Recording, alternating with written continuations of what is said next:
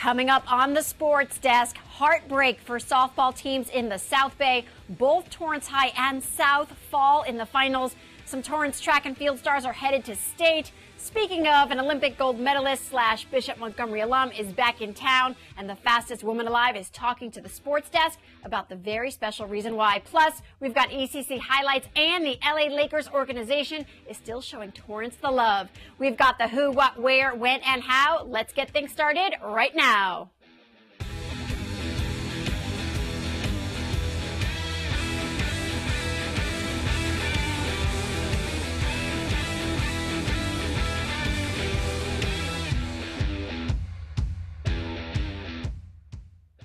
Hey guys, welcome to the Sports Desk, your one source for all things Torrance sports. I am your host, Lesley Robins.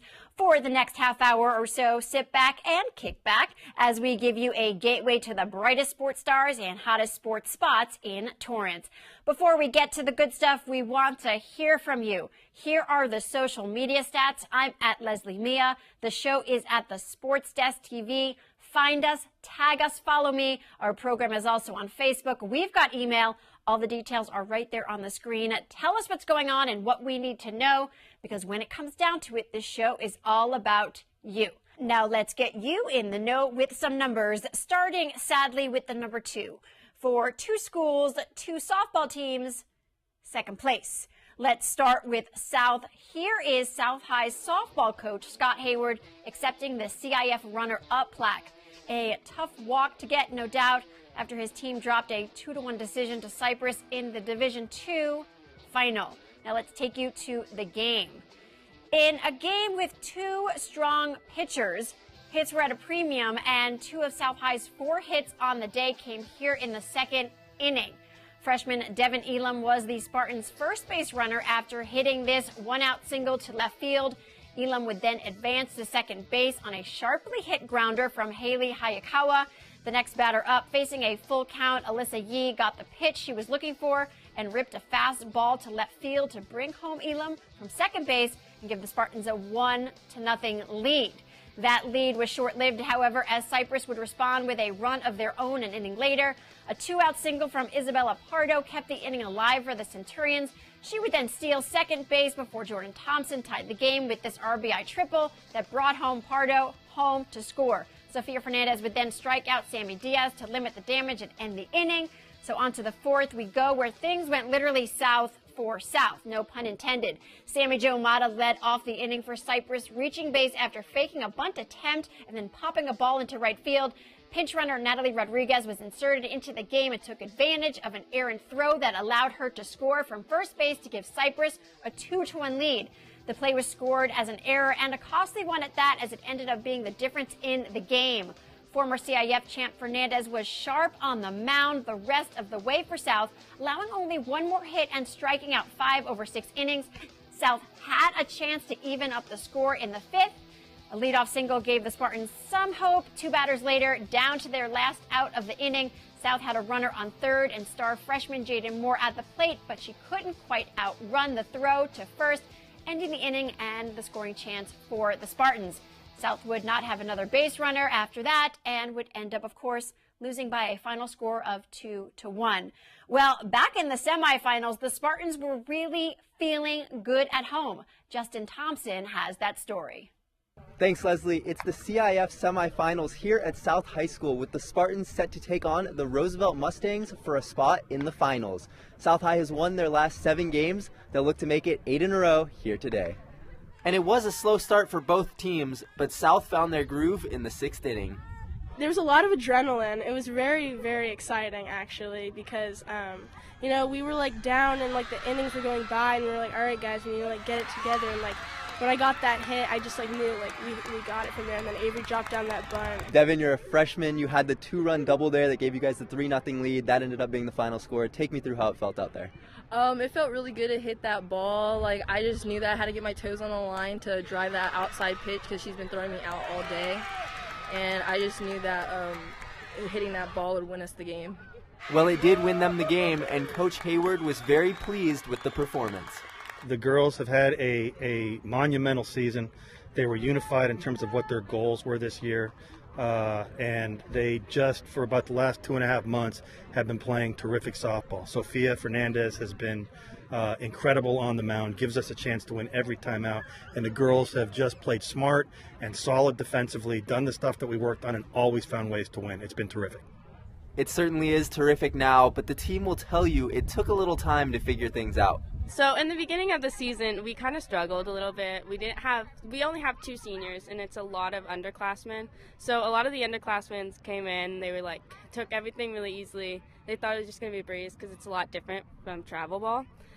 We soon realized that that's not the case, and we got our butts beat a little bit. So we regrouped, we came together, we practiced hard. And we just went one game at a time, and it paid off, and now we're here. For a second, at the beginning of the year, we all weren't as close as we thought, because upperclassmen were upperclassmen, and then the underclassmen were with each other. But as the season kept on going, and varsity, when we kept on winning games, it just brought us more close, and we all just became like sisters. With the win, this young Spartan team will now advance to the CIF finals. You know, it's a very young team. We started 1 senior, and it's mostly freshmen and sophomores. There are only a few girls that were on the CIF championship team from a couple years ago, so for most of them it's experiencing this the first time. And even though it's only the first time for most, they still understand just how much this moment means.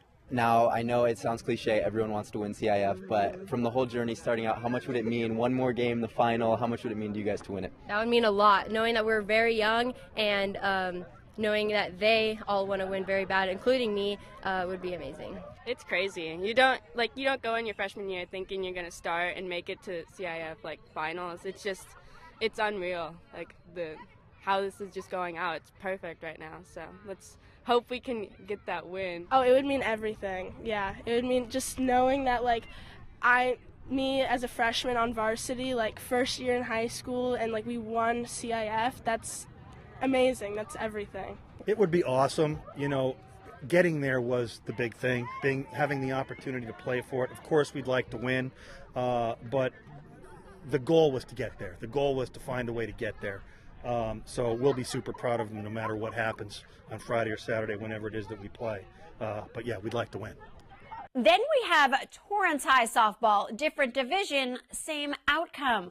Coming off a semifinal game where they scored 13 runs, Torrance was looking to stay hot here in the CIF finals, but that certainly wasn't the case early as Louisville's pitcher Grace Luderer struck out 3 Torrance batters in the first inning, including opposing pitcher Ryan Orange. Luderer would go on to strike out 9 batters on the day, but also issued 5 walks. One of those walks came here in the 3rd inning after she hit the leadoff batter with a pitch to set the Tartars up with runners on 1st and 2nd and nobody out. A well-executed bunt by Nikki Nash made it runners on 2nd and 3rd with only 1 out, and then this play at the plate resulted in the 2nd out for the Tartars, but the very next pitch, another play at the plate, this time safe as Ryan Orange steals home on a wild pitch to give Torrance a 1-0 lead. An inning later, big play here as Madison Serpa was called out trying to steal 3rd base, a blown scoring opportunity there in the 4th, so on we go to the 5th inning, which proved to be a big one. Some trouble here for Torrance as Louisville had 2 on with 1 out, and this base hit from Keona Miller would tie the game and bring up the top of the order for the Royals. Orange got Slade to pop up to make it 2 outs, but then Nicole Norman, Louisville's best hitter, did what she does best and delivered this RBI double to left. Making matters worse was an off-target throw from the outfield, ending up in the dugout, allowing 2 more runs to score and making it a 4-1 deficit for the Tartars. The Tartars would respond in the 5th with runners on 1st and 2nd, but this base running error and some good pitching got Louisville out of the inning unscathed. Another RBI for Norman in the 6th inning as this deep fly ball allows a runner to tag from 3rd and make it a 5-1 Louisville lead. But Torrance wouldn't go down without a fight. In the bottom of the 7th inning, the Tartars had runners on 1st and 2nd with 2 outs. Last chance here, and Nash grounds out to the pitcher to end the game on a day where the Torrance bats went cold and were only able to muster 2 hits. Here are the Tartars killing it in the semifinals versus Redondo Union. The Tartars took that game 13-2. The CIF Masters meet also recently went down. It was held at ECC, and check out who qualified for the CIF State meet. Wes Jake Parker in the 1600-meter run, Wes Kyten Arthur in boys pole vault, and South's Layne Hayward for girls pole vault. And congrats to South High golfer Ben Batty. He was the only Torrance area golfer to advance to the CIF Southern Section Individual Golf Championships. Unfortunately, he did not advance to regionals, but hey, he got that far. Okay, coming up, ECC baseball is Fresno bound. An Olympic gold medalist and Bishop Montgomery alum gets another honor. Plus, later the LA Lakers take Torrance. Stay tuned.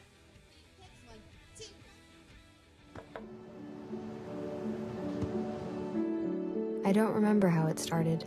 Go to that. Our back and forth. It always came back. Dad! You probably don't remember what you told me. That was perfect. But I heard every word.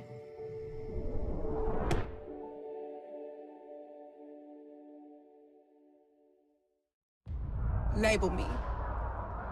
You know you want to. Don't be shy. You do it behind my back. So say it to my face. You don't know me. You know what I am? I'm a pitcher. I'm a striker. I'm a point guard. I'm a linebacker. I'm a setter. Shortstop. High jumper. Wrestler. Defender. Goalie. Student. Student athletes. That's who we are. Welcome back to the Sports Desk. Lesley Robins here, heading over to El Camino College, where, in case you missed it, as they say on the Twitter, baseball is heading back to the state championships in Fresno. And all it took was sweeping number 4 Glendale College in 2 home games. Here's the moment in that second game. Bases loaded, number 2 Elko gets the strikeout to advance to state, winning 7-3. Look at the joy on that field. Well, in the first game, the Warriors offense exploded, getting the victory over Glendale College 14-2. We were at Warrior Field to witness ECC capitalize on 14 walks. That plus Jimmy Galicia was once again excellent on the mound. He tossed 7 innings, allowing just 2 runs on 4 hits, 4 walks, and fanning 9 batters. The Warriors scored at least 1 run in all but 2 innings. Every batter in the starting lineup contributed with either a run or an RBI. Well, I feel like this one was a big win for us, taking the first game, getting out of the way, so just come back tomorrow. Just have to get the next one. This one is huge. You always want to go out there and take the first game from them. Always got to go out there with good energy and just try to give it to them. There's a lot of stuff that we had to do, from practices to late night gym nights to just being ready to get my arm fresh and ready to go out there. It was just a big journey. Just got to keep going through the grind, and Fresno's almost here. We came out to play. I'm going to be honest, I woke up and felt a little dangerous today. So, I mean, it's one. We play each game one by one and just take it from there and hopefully get to state. That's the goal. We went to state 2 years ago, so that is the goal every year, to get to state and bring back a championship to here at El Camino. And we just have to keep working hard day in and day out and hopefully bring back a ring. Pre-game rituals right now, I start off, I get here, I'm the first one here, and I take BP in our cage next to our locker room. And then right before the game, I just stretch out some more after we're done warming up, and then I do my catching drills with our catching coach, Derek Duarte, and then just get right into the game and say a little prayer to Sladen, and that's about it. Really, I was with Sladen every day because he was also another catcher, and we were just really, really tight, and it was really hard for me to digest. But I play for him every day, and we're all grinding for him, and we're gonna try to win state for him. So every day we just keep working hard for him. So.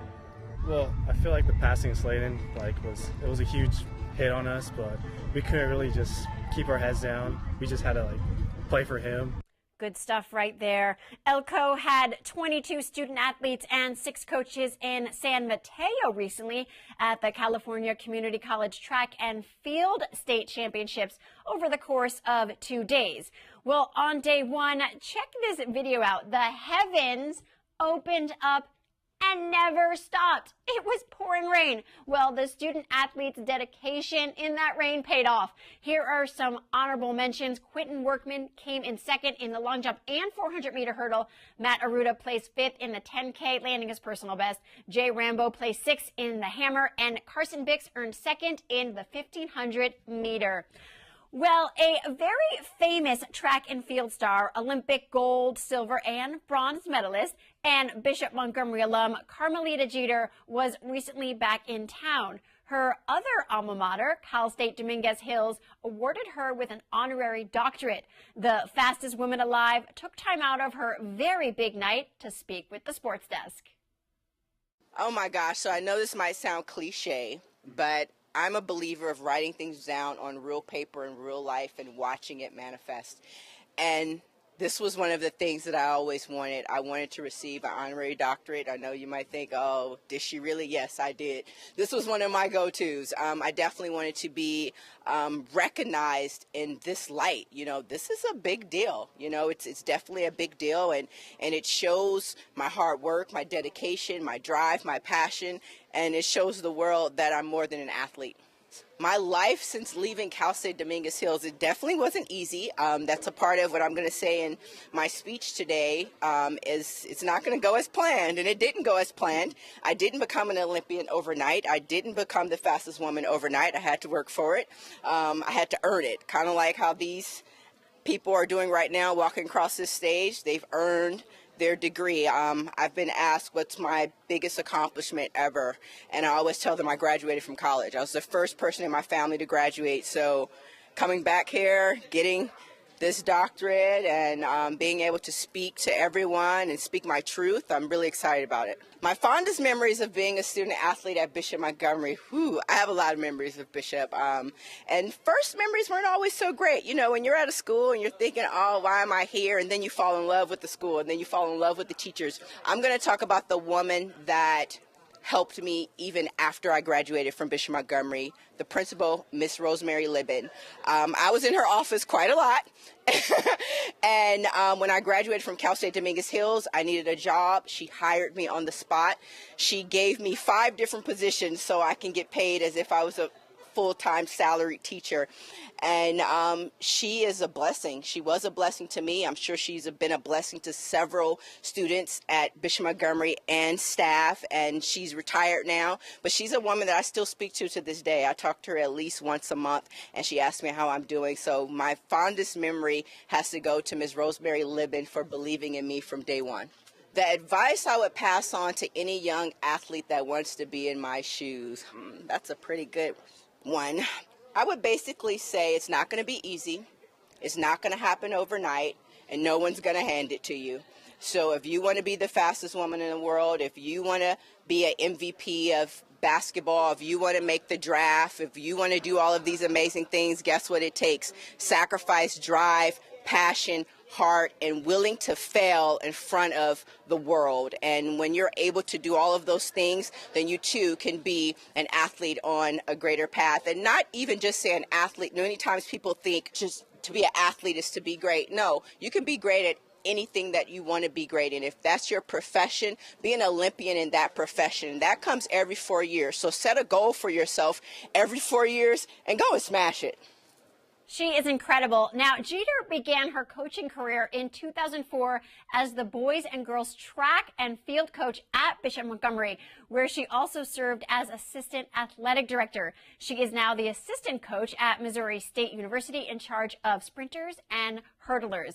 I just want to give a huge thank you to the TV and media staff at Cal State Dominguez Hills for helping me to get that interview. Awesome teamwork. Thank you. Okay, coming up, how the LA Lakers organization continues to stay connected with Torrance. Stay tuned.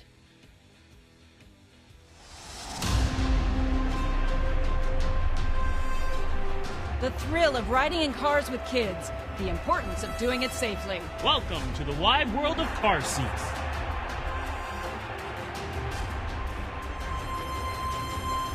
Up next is Juan, competing in the Right Car Seat Challenge. On your mark, get set, go! Juan's kid is 6 years old. Important info, but that doesn't tell Juan which seat to choose.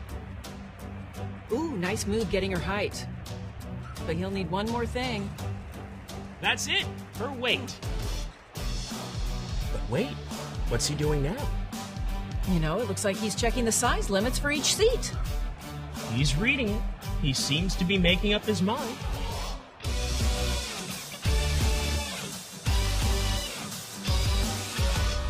Yes, he's chosen the right seat for her age, height, and weight. Now comes the final hurdle, registering it with the manufacturer.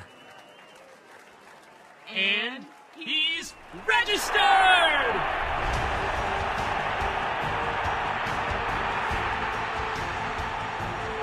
Congrats, Juan.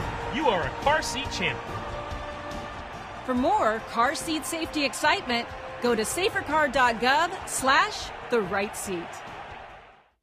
Welcome back to the Sports Desk. Lesley Robins here. The LA Lakers organization and Torrance, it's such a good match. As part of their year-long adoption of Edison Elementary, the South Bay Lakers recently joined the youngsters for their lunchtime recess periods. Can I go back to school now?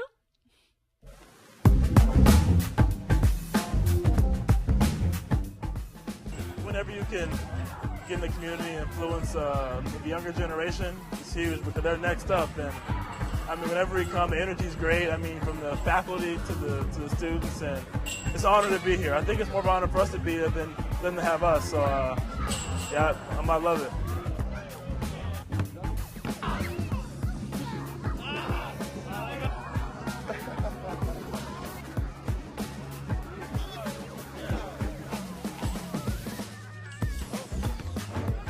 Definitely appreciate the South Bay Lakers coming out and being our business partner. Several of the students, as the bell had rung and they're coming out back to the classroom, they were screaming, "Best recess ever!" So I'm very grateful to have the presence and adoption of the South Bay Lakers.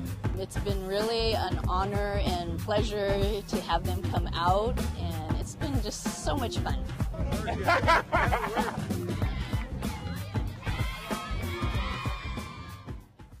And then those lucky kids at Edison Elementary also got a visit from the Laker girls, and they got to dance. Again, can I join? Music make you lose control, jump, music make you lose control, clap, 1, 2, 3, 4, 6, 7, 8, to the front, 2, 3, 4, 5, 6, 7, 8, punch. Being a Laker girl, we come out in the community, we come to different schools, and we love hosting these kind of programs. It's through the Adopt a School Foundation, through the Lakers, and it just brings so much joy to me that we're out here basically teaching what we love, what we grew up doing. I've been dancing since I was 3, so just teaching little kids, it brings joy to my life. Today we taught them about a 10 8-count routine to a song that we do use on the court, and they seemed to pick it up super fast, and they were so good, and it was so much fun teaching them. The best part of today was seeing their faces when we were walking through the doors. You know, we put on these uniforms and it's an everyday thing for us, but when we come here and we see the kids' faces, it really brings joy to us, and this is why we do what we do, and we extremely love it. It's been phenomenal to have the South Bay Lakers here. They've participated, they've been an integral part of our school year. Kids are excited, they're enthusiastic, especially when they come out, and they've come out many times. They've given us a lot of tickets for the kids to go to see their games as well, and it motivates them because students that are selected for weekly awards had the opportunity to attend games and so forth, so it's been really nice. I actually talked to a few of the students here, just asking them why did they want to participate, and it was really cute because one of the kids said that they love dancing but never danced in public, and so they were really nervous, and they were hopeful that this will bring them out of their shyness. Another student said that they love dancing, and this dancing is their thing, and they would not have missed it for the world. And one other kid said they do Torrance Panthers cheer, and so they were just excited to be part of learning from professionals. So cute. And that is the end of today's show. Really looking forward to seeing you back next week. Be sure to stay in touch on social media, Twitter, Instagram. I'm at Lesley Mia. The show is at the Sports Desk TV. Tag us, find us on Facebook, send us an email, keep in touch, and take us behind your scenes. For everyone here at the Sports Desk, I'm Lesley Robins. Thanks for watching.